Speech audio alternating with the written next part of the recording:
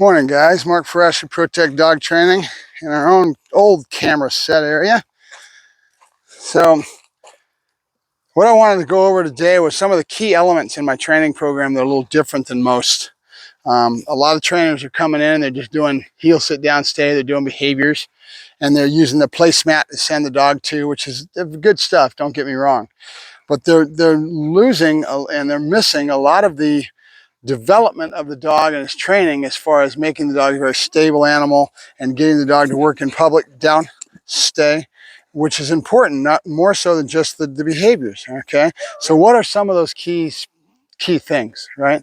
Biggest thing that I've accented in these series of videos that I've done with Legend, sit, good, is impulse control, okay? The trainer that had him never did anything that accented impulse control because he's so into doing the behaviors, which is important, don't get me wrong. But at the same time, without that, you have so much lack of control and a lot of exuberance that goes on because the dog has learned to just be willy-nilly, right? So now, down, Legend has learned, with my emphasis on certain things, to make sure that we accent impulse control, which is a thing that I told you about and I've been pounding on it over the last series that I've been doing with him, is he has to hold at gates before we go in or out of the house, and a door. Before he goes into his kennel, he has to hold at that gate before I tell him he can release. When he comes out in the morning and I put him on a leash, he's got to hold and sit.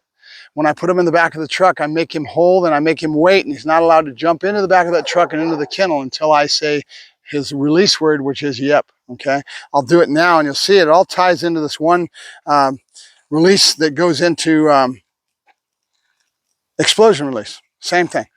Legend, good boy, good, Legend. Now dog's name first, preparatory to everything. So Legend, yep, okay? That's real important. So now he's learning to wait.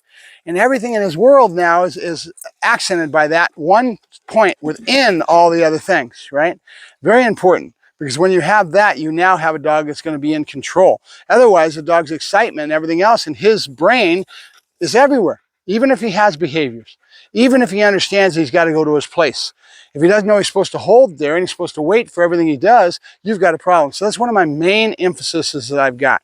Okay, what are the other ones? Dog's name first before he gets anything. So now what has he done when you do that? When you condition that into the animal, what are you getting? The dog learns to listen. He says something's coming. It's preparatory to anything in his world that requires an action, that requires movement. Legend means pay attention, something's coming. Done. Good. Legend. Good. Legend. Yep. Okay. In this case, it's an explosion release, right? But it could be a down, it could be Legend, sit, Legend, down.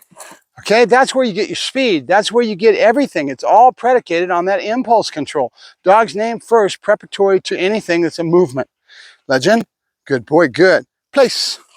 Yes, good boy, good. Okay, so now you notice I did a couple times, I did just the explosion release, which means he should be ready for that, but I said place instead. What's it gonna do when I start mixing things up? Mix up is another important part of my training. Dog never knows what's gonna happen in that regards, okay?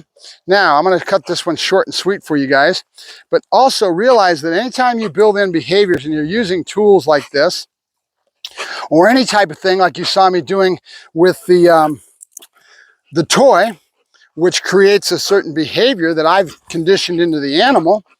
Okay, there he is. Yep. Nope. Yep. Nope. Good. Excitement. Good.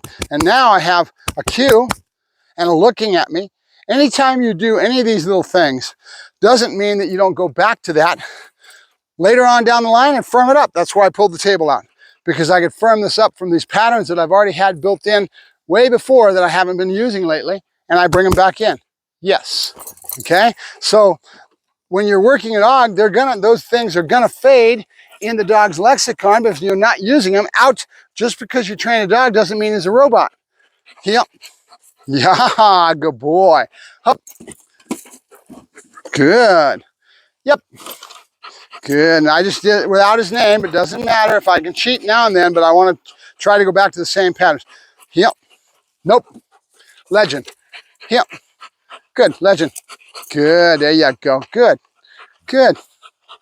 That's my boy, good. Excitement, energy level is going to cause the dog to have exuberance that's going to make him fail. So that's why training state of mind is important.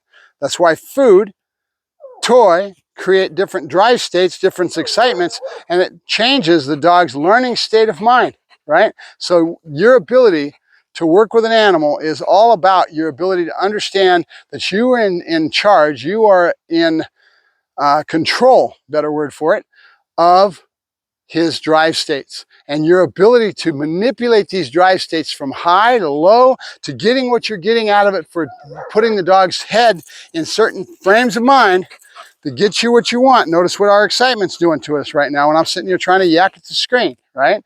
So when you're working, you're going into the flow of training, you're trying to get a good session, go from square A to square Z and get to the end of it and end it on a high point. All these things you hear trainers talk about. Down, good, stay. Your ability to be aware of and cognizant, there's my big word I'm always using again, drive state. Where's the dog's head out in the work? And your understanding of the fact that you are the one that is in control of manipulating this drive state.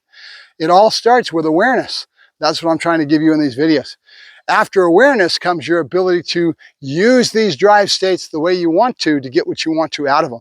Okay, and then being aware of them so that you can manipulate the drive states and move it up and down for what you're trying to do. Okay, that's the key of training.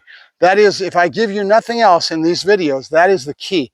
Your awareness and your ability to be in control of and manipulate drive state to what you need in whatever the case may be in your training, right? Because sometimes I want a high drive state. When I break them, I do my toy stuff, right? Stay. So, very important. Notice I didn't give the dog's name on that one. Stay is the only command. You do not give the dog's name first because you're not asking him to do anything.